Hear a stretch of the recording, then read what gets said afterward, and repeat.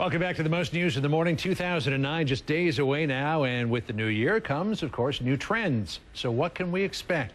Marian Salzman is the Chief Marketing Officer at Porter Novelli Worldwide, and she joins me now with an '09 preview. Good morning to you. Good morning. One of the things I was really happy to hear about, because I am one, is that the boomer generation is out, the cuspers are in.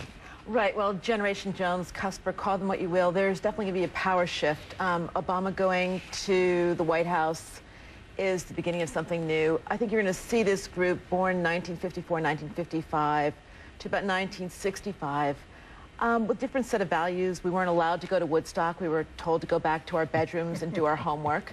We really can't remember any of the great assassinations except for maybe with our parents kind of being told to cover our eyes. Breaking news to us happened once every 3, 4, 5 years when we were growing up. A very different set of values, and we're going to bring different kinds of decision-making skills. Also, we were left out of the big gravy train.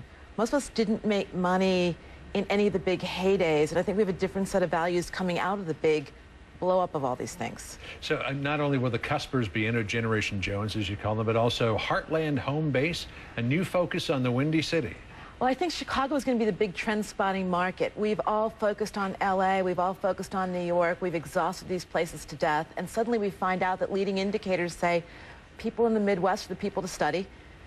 It's produced Oprah, it's produced Obama. Neither one of them can really shake their modest vices, cigarettes or food. Now, do you think that Chicago will still be a trend-setting city after the president-elect moves to Washington? Yeah, I mean, I do think so, in part because they're embracing giving to charities ahead of other people, embracing family values ahead of other people, embracing political vices ahead of other states.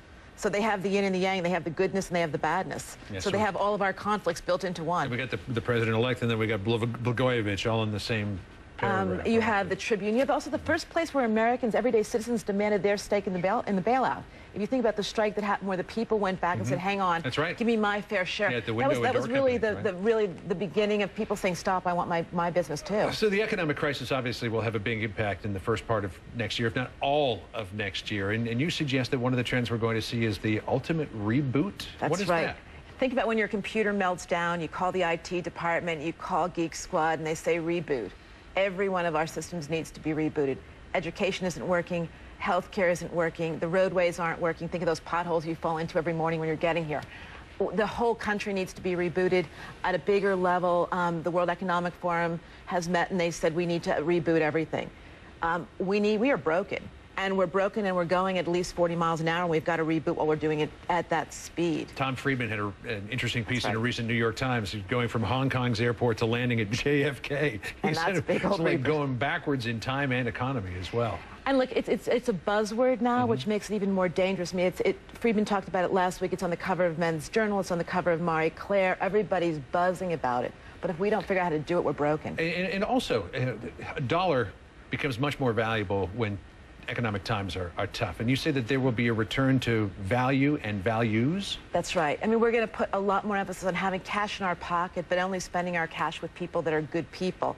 So you want to spend your money with an employer that's a good person. So what does it mean to be a good person? It means when they lay people off, they treat them fairly. It means when they give money into causes, they give them to good causes, causes in the community that actually make a difference. We're going to be much harsher armchair critics. You know, I spent a couple of weekends up in Woodstock recently, and one of the big words we heard around all the little shops there was sustainability.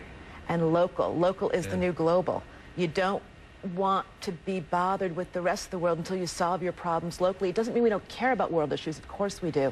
But local is the beginning. Well, we'll get you back here at the end of 2009 and see how well you did. Thank you. Marian Salzman, great to see you. Thanks for coming in this morning. Appreciate it. Happy New Year.